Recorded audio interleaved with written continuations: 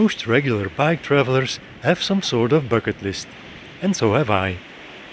High up on that list has always been Scandinavia. In fact, it has been sitting there for ages, ever since I visited Scandinavia on a 3-week holiday back in 1986 and pledged to go again soon because I loved it so much. Well, that's almost 40 years ago, and I never went back. So high time to finally tick it off from the list.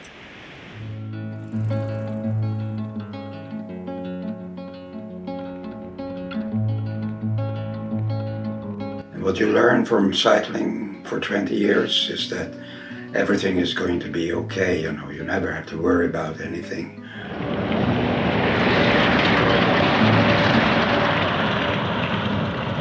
De allereerste fietsreis was als student en daarna ben ik er eigenlijk nooit meer mee opgehouden. Dus, Ja, heel typisch. Heel typisch. Wow, wow, wow, wow, wow. Wow. Yeah, 80 years. Were you in the balloon going up or No, no? in my hand. On your hand? Yeah, 80 yeah. balloons. Yeah. En de fietsreis is een van de beste manieren om iemand snel en heel intens te leren kennen, want je leert elkaar kennen op de beste en ook de slechtste momenten.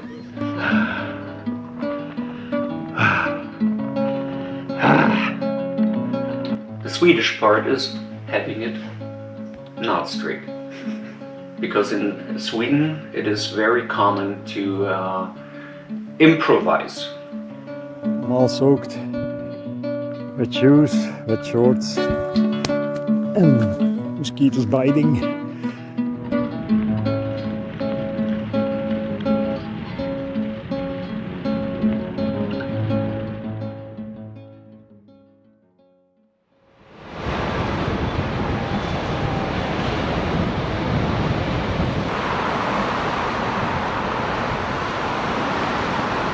Hi there, I'm Örjan. I just met Eddie here in Gothenburg.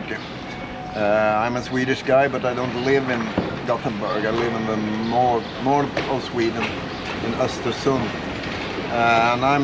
We are just meeting in Gothenburg. Eddie's going north and I'm going south on my bike. And next year I'm planning a longer bicycle trip in... I'll bike to the Mediterranean and take a swim, but I don't really know which way I'm going yet. To the Mediterranean? Yeah. That's a long way. Yeah, it is. It's a long way from Sweden, but when you're retired you can take your time, can't you? Of course, Yeah. of course. Okay, have a nice trip. Eddie. Bye, Örjan. See you. Bye.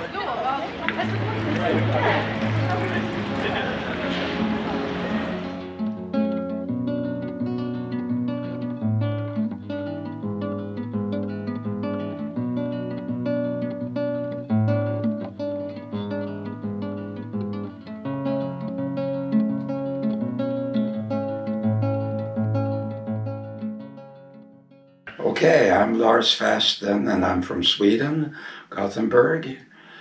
I've been cycling since 2007. I do trips maybe 3 or 4 a year. And I've been to all continents except Antarctica. The kindness of strangers, that's really what's important. That keeps you going, you meet so many wonderful people all over the world, like in Turkey or Colombia or Australia, or the United States, everywhere, helpful. And what you learn from cycling for 20 years is that everything is going to be okay, you never have to worry about anything. There's always someone helping you, like a little guardian angel waiting for you and helping you. And you host many travelers yourself as well. Right, yeah, I had maybe 300-400 people so far, Small apartment, 40 square meters. I can have to host about 7 people here. I see you have a few folding bikes. Yeah, the folding bike is so convenient. Many places you can go by train, and you can take it with you, and just put it up in the luggage compartment. And when you fly, you're ready with your bike in 5 minutes. You just put in a little bag and it's so easy. You see this little bag here. This is where I put the bike and I have all my luggage and everything. It doesn't take up much space. The big bike is much more comfortable to ride, but it's okay. I've done so many major tours in South America or in Asia with a folding bike, and it works fine. What can cyclists expect when they come to Scandinavia? They can expect, if they come in the summer, a lot of daylight, so you can ride from 4 in the morning till 10 in the evening. You can go big distances. You can expect a lot of rain too, then that's what you have to take in account. But if you're lucky, of course, you have a heat wave too. You can have high temperatures. And it doesn't have to be expensive. People think it's very expensive to travel in Scandinavia, but you can wild camp anywhere. It's free, and you have wonderful shelters. You have apps for the shelters where you can stay, so it's very easy. The most difficult thing about bicycle touring is to decide that you go. If you have made the decision and you packed your bike and go, then it's all easy. But it's just the first thing to get organized and get going, the first hurdle. Don't make it complicated. You can go on any bike, you can take any kinds of luggage. The main thing is to just go then and try it out, and trust in other people. They are always there, someone who wants to help you. And time for me to finally get going too and explore the beauty of the Scandinavian countryside. The plan for the first leg of the journey is to cycle to Trondheim, most of it near the Swedish-Norwegian border through mountainous and sparsely populated areas. The second leg will continue further north, island hopping along the magnificent Norwegian coast till Mo-i-Rana, where I will turn inland again and back into Sweden to reach the town of Jokkmokk. And the third and final leg of the journey will see me riding through the Swedish inland all the way back to Gothenburg. I have to admit, it's quite a challenge, and I have no idea if I'll be able to complete this 4,000 kilometer round trip. And maybe just as well that my travel planner at one point gave up counting the total amount of vertical meters to cover. As I've been warned that there is hardly a flat stretch of road around here, I don't think I want to know in advance.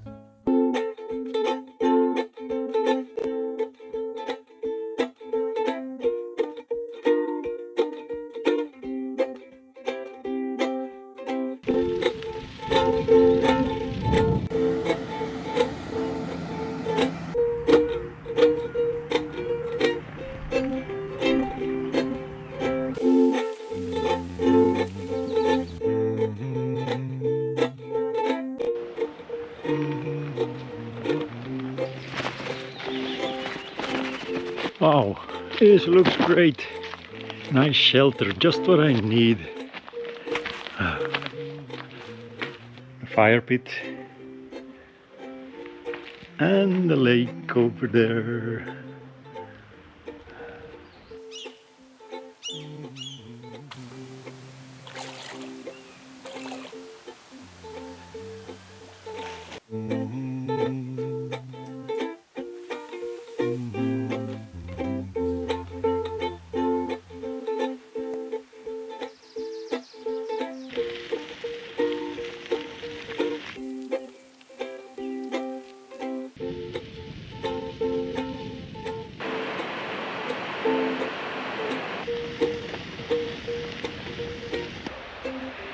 Okay.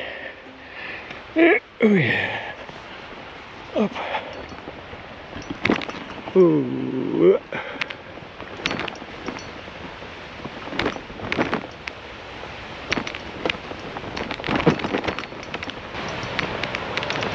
Whoa! Whoa! Wow! Wow! Wow! Wow! Wow!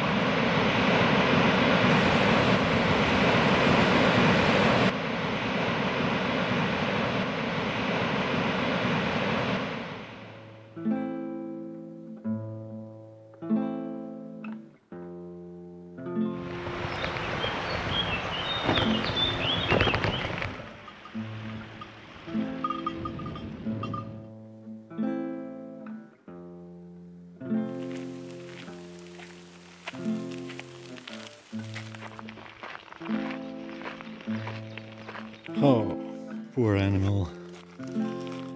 Hmm.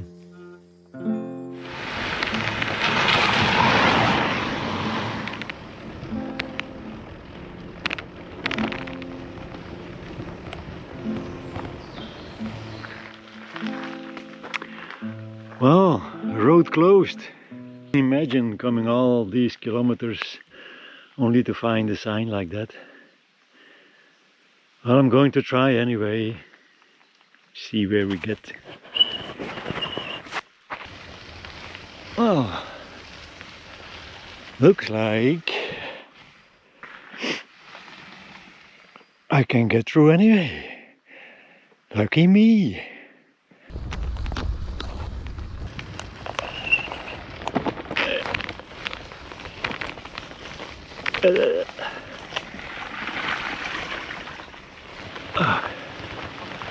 Oh.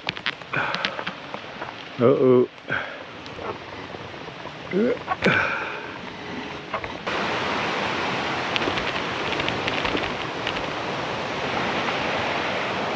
A bridge. Oh.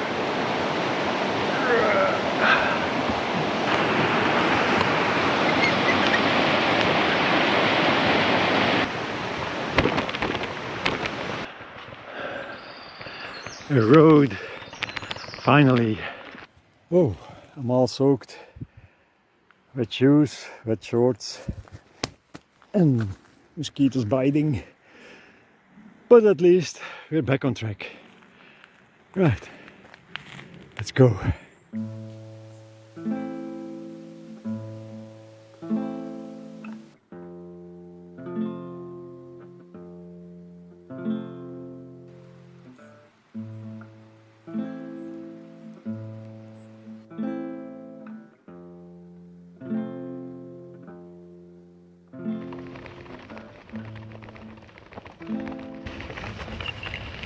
Hey!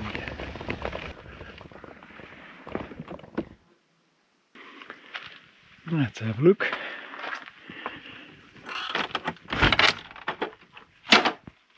Oh, wow. This looks great. Table, beds. A toilet over there. Oh, this is great. Yeah. Especially as it's going to rain tonight. I'll stay here, that's for sure.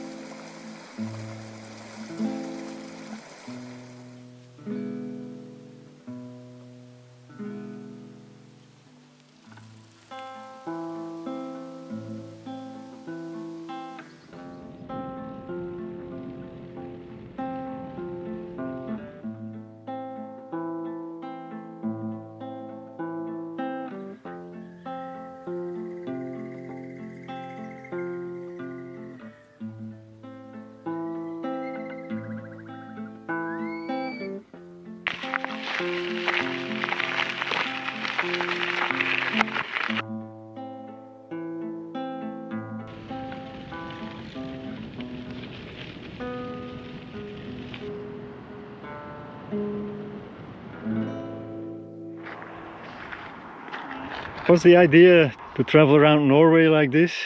That was his plan. Well, some people travel with a donkey, others travel Yeah. with a canoe. Yeah, a donkey would be handy now, but to get that one into the canoe would be a problem. I feel like a donkey right now. Dry, except for firewood. Yeah, that's completely wet. There we did something wrong. So that got soaking wet. The firewood is wet and the rest is dry. Yeah. So okay. If we burn our clothes, we can dry the wood. Excellent plan. Wouldn't it be an idea to Hang it to your bike, to, yes. no. I will just sit in the canoe. Yeah, we will just sit and act like we are canoeing. Okay.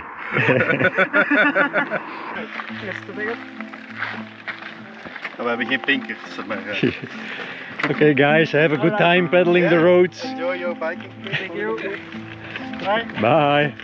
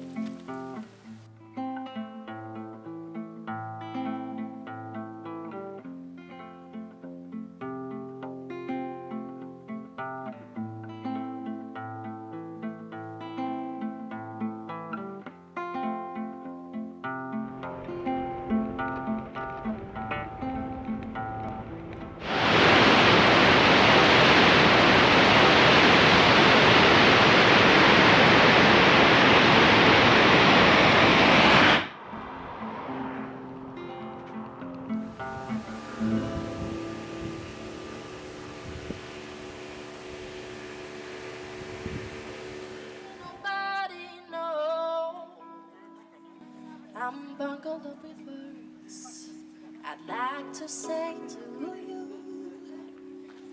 The message very plain. If you just hear me through, but it's a major task to catch you of your guard when your defense is low. You panic and off you go. Just talking. By fortunate timing, I have arrived in Trondheim the day before Tinne, a friend of mine, arrives by plane from Belgium. Her plan is to cycle from here all the way to North Cape, together with 2 others. And as we all travel in the same direction, at least for a while, I'm very happy to join them. A welcome change after 3 weeks of solo riding through remote territory.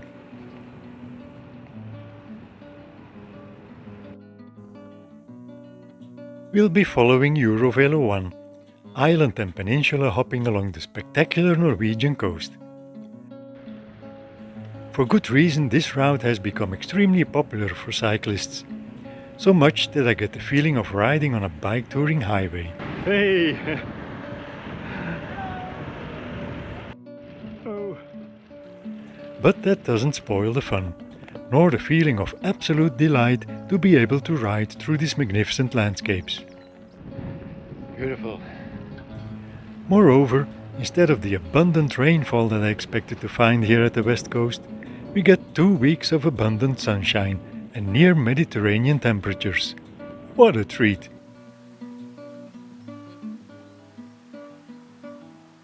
Hey! Zalig! Echt fantastisch op. One day, so I spent my whole life hiding my heart away.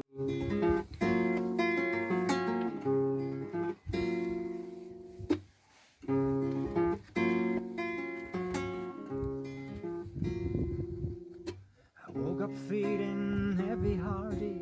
I'm going back to where I started. The morning rain, in the morning rain. And though I wish that you were here on that same old road that brought me here is calling me home. It's calling me home. I wish I could lay down beside you when the day's done and wake up to your face. I guess tomorrow so. But like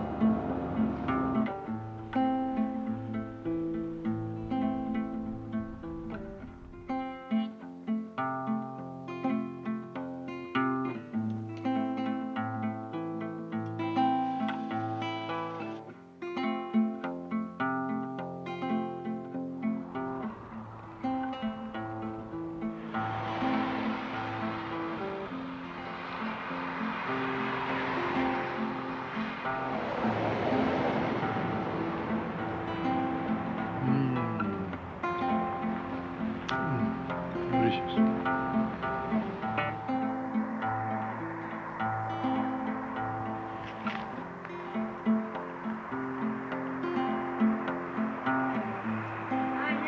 Dat was heel je weg echt prachtig, lijkt het.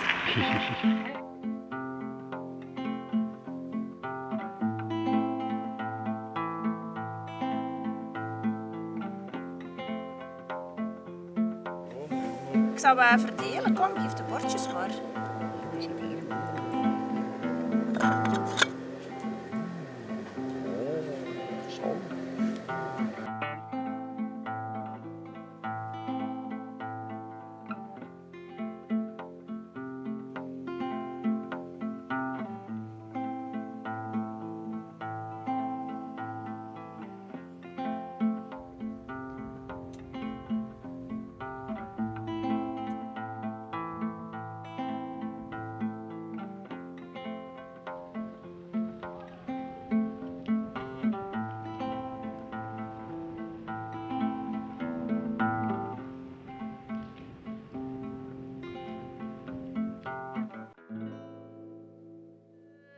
Ik ben tiener en ik ben 43 jaar, nog altijd. Ik fiets al 20 jaar.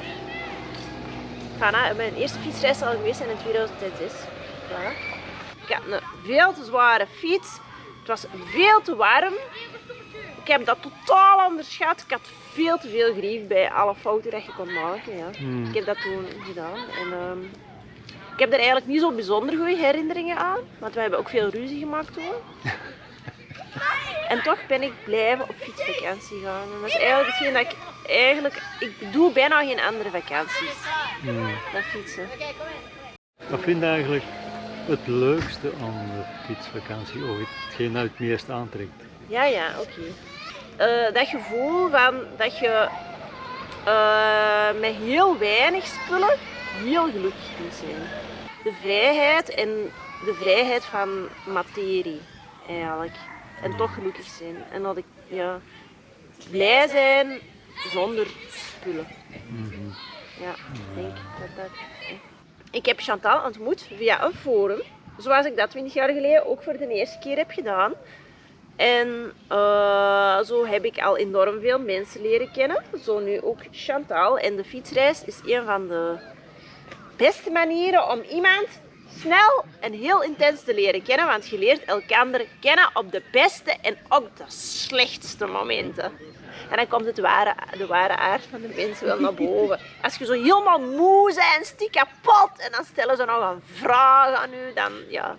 Dus ik denk dat wij al behoorlijk zo wel wat moeilijke momenten hebben moeten doormaken, maar ja, voilà.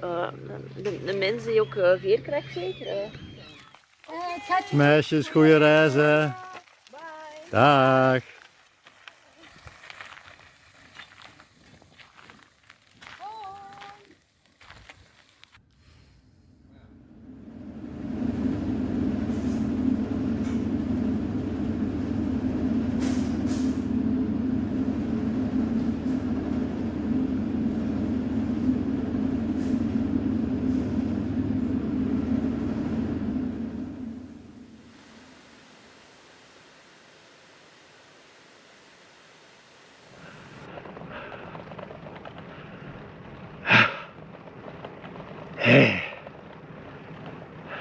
Oh, bloody tiring it is, sweating like a pig.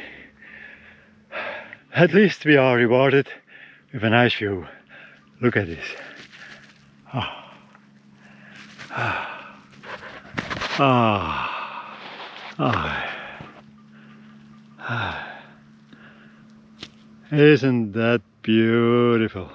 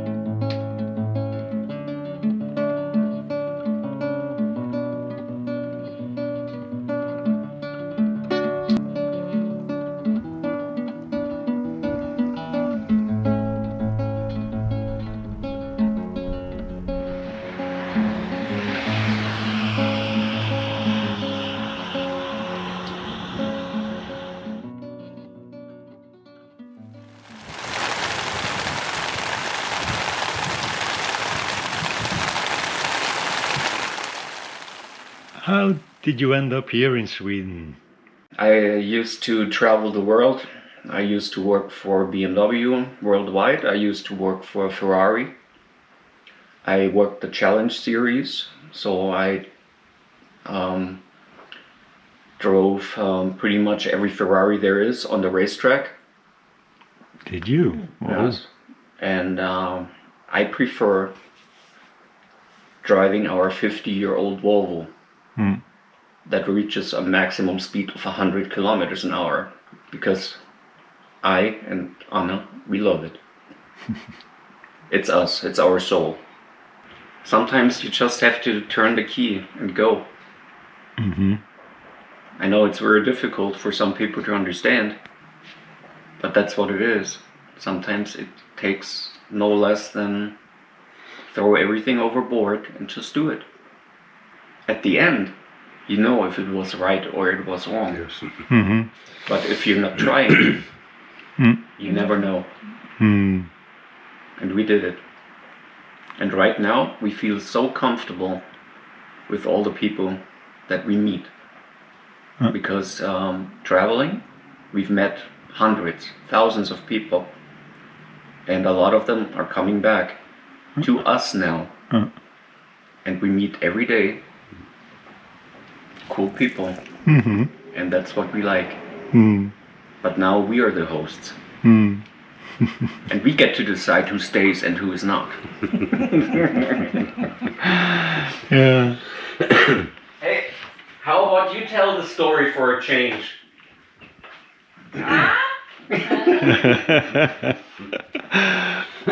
Okay, Nick, what's the story about this cupboard? It was so absolutely boring to have just something standard, and we are not standard. Actually, I decided I want to do something crazy, just how we are, because everything we've done was crazy in our life. From the moment we've met until we got here. So, we made it according to German standards. Made everything straight. That's German. The Swedish part is having it not straight. Because in Sweden it is very common to improvise. So, we improvised and made it interesting. Lovely. Thank you.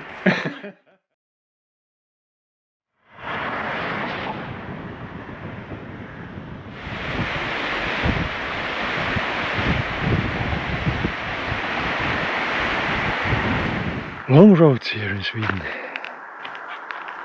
Yeah.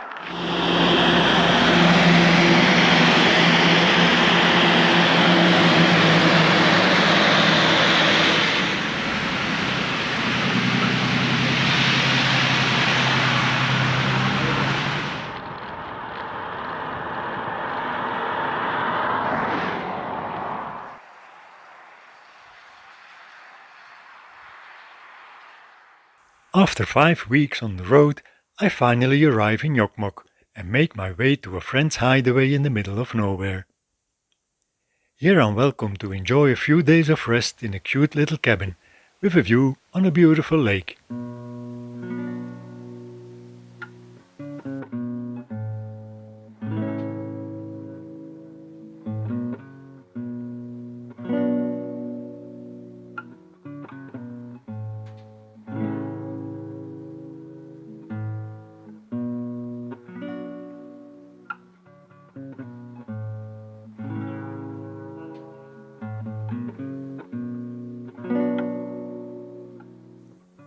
And just as well that I'm in a dry place, as the weather seems to be catching up on the rain that didn't fall when I was at the west coast.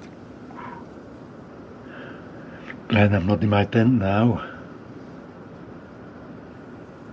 And then it's time to start heading back south, on the long way back to Gothenburg.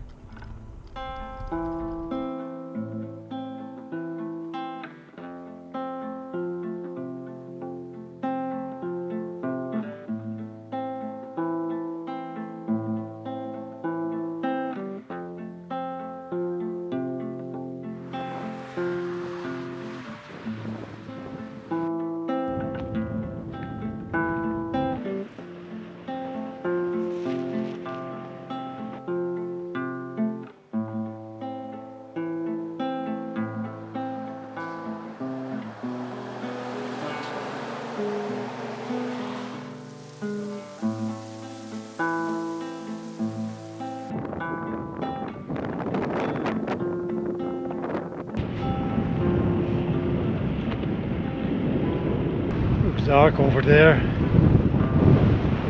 Yeah.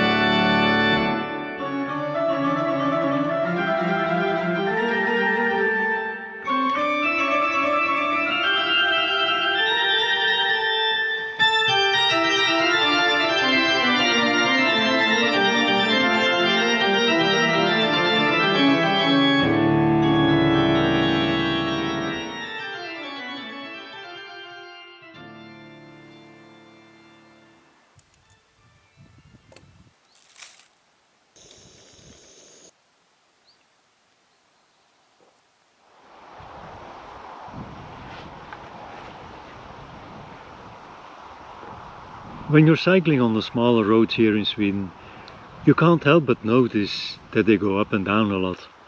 I mean, a lot. And of course roads do that in many countries, but here it's in a quite distinctive way. It's not actually that you're cycling up and down hills, but rather humps. And at first I thought, why is this? But then quickly I found the answer. Glacier activity. Scandinavia used to be completely covered in ice, much like Greenland is still today. Glaciers all over the place. Today the landscape bears plenty of witness of what the retreating glaciers have left behind in their wake, in the form of material scraped off the mountains where they have moved across.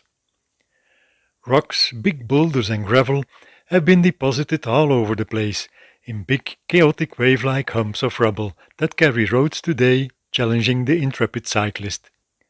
Talking about waves, here comes an interesting analogy. Okay, just imagine a wild ocean with big waves whipped up by strong winds and with deep trenches in between. Now imagine this whole thing freezes in a second. Okay? Turn everything into rock, put forests on top, fill most of the deepest trenches with water to create the lakes, and there you have most of the geography of Sweden. And that's what we have to deal with. Meaning, struggling up short bursts of steep uphill, often feet on the ground, followed by equally steep downhill sweeps that send you flying down, flattening your eyelashes. Okay, somehow you get used to it, and it sure makes for picturesque scenery. But it's pretty tiring. In the town of Falun, I had an interesting conversation with my host Anders about glacier activity and its effect on the land. What was very obvious to me as a cyclist was that all the valleys in Sweden, the main valleys, run from northwest to southeast. That's a result of glacier activity. Is that a right conclusion? Yeah, much of the landscape here was formed from the latest ice time. So, you know, there's been many ice times. For the last past million years, ice time is more common than interglacials.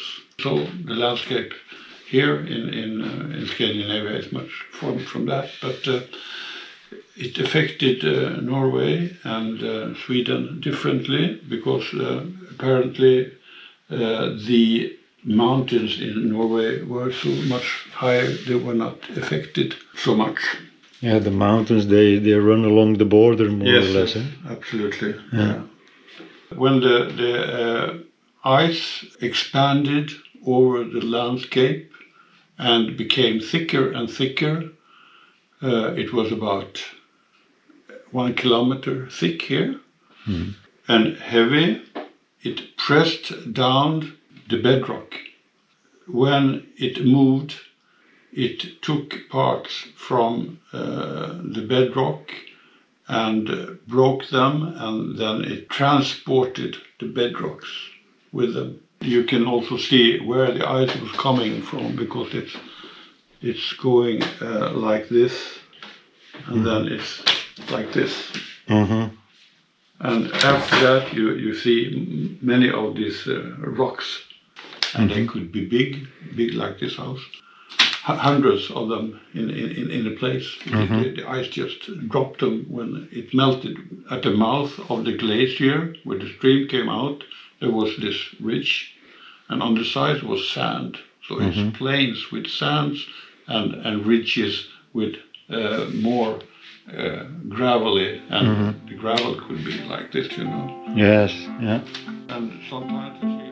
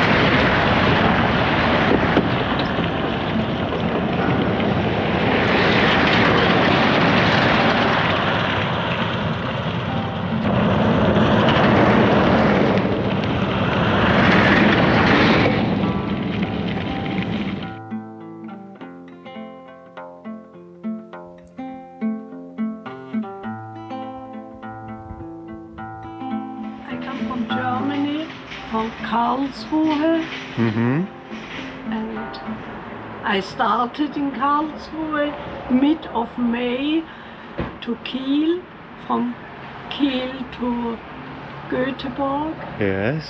And so it was the beginning of my touring. My whole life I like to cycle. In earlier years I cycled mountains in France, Galibier, up there. Galibier? Yeah. Wow. But with my racing bike. Ah, not right. touring. And you like doing sports, you say? Yeah. What kind of sports do you do then? Skiing. Skiing? Yeah. And kayaking as well, Kayaking. I've seen, Yeah. And your name is? Regina. Regina. And can I ask your age, please? 80 years. Are you 80 years old? Yeah. Oh. But I would like to show you balloons. Hey, balloons? Yeah, 80 years. Were you in the balloon going up or? No, in my hand. On your hand? Yeah. 80 balloons? Yeah. 2 balloons and I scribed 80. Oh yes, lovely. I like it. It presents, some people are sad and they, because 80 is 80. It's just a number, isn't it? Yeah, absolute. Yeah. And you continue cycling, doing sport and on your own, everything on your own. Yeah, since 10 years. Thank you very much, Regina. It was very nice to meet you.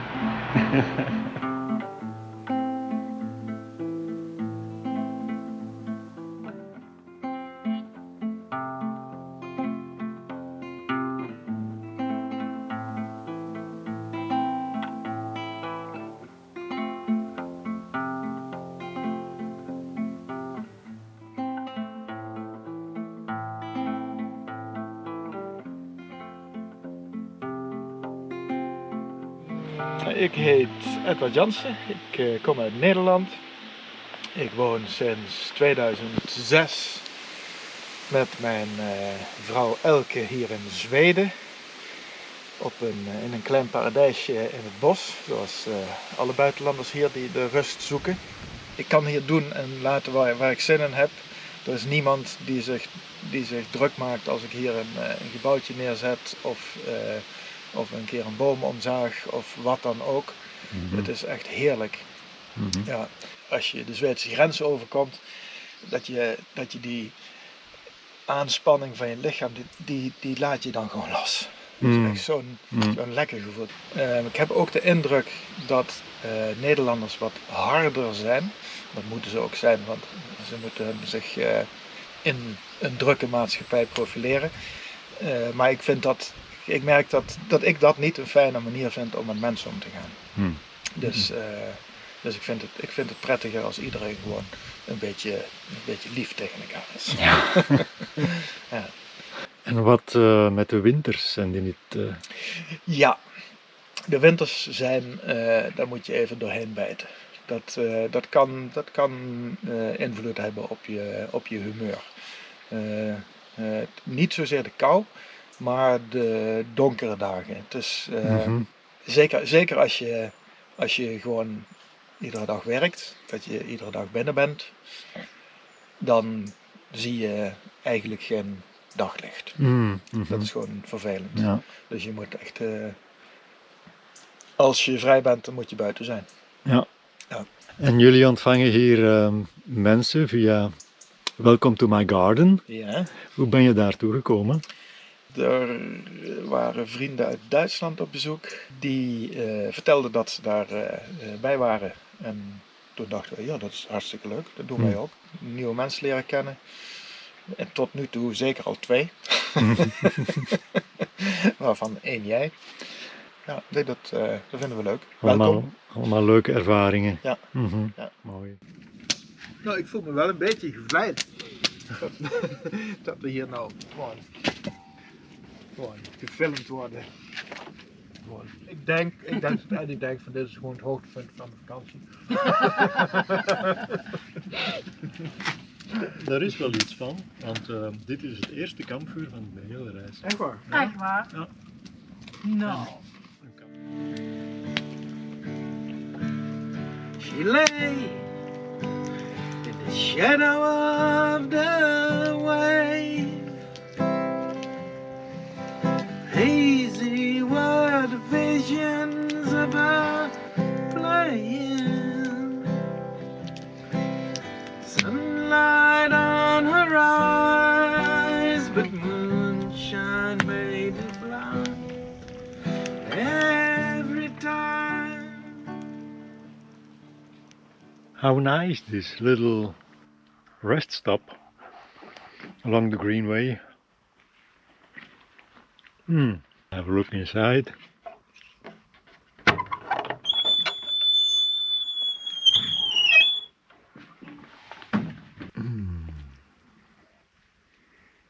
That's cute.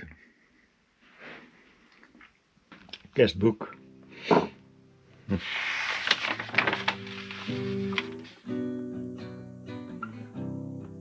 And so, after more than 4,000 kilometers on the bike, I'm about to make full circle and arrive back in Gothenburg, just as summer is starting to wear thin and my tires are too. I can look back on more than 9 weeks of riding through the most gorgeous landscapes, spectacular mountains, endless forests, and more lakes than the number of kilometers my speedometer can count. A true paradise for the nature lover. And not to forget the charming little houses with grass on top, many with a small light enchantingly lit behind the window, a tradition I absolutely adore. But none of all this would have turned the journey into the gem it has become without the people that have crossed my path. As my friend Lars pointed out at the start of this journey, it's the kindness of the people you meet that keeps you going and makes it a truly heartwarming experience. Whether it be locals or fellow travelers, all of them with their unique and colorful personalities, and all of them eager to share the best of themselves and to help you out when necessary.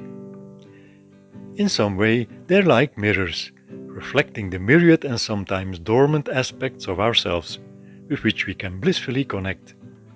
It would never have been the same without them. Mijn allereerste fietsreis was als student en daarna ben ik er eigenlijk nooit meer mee opgehouden.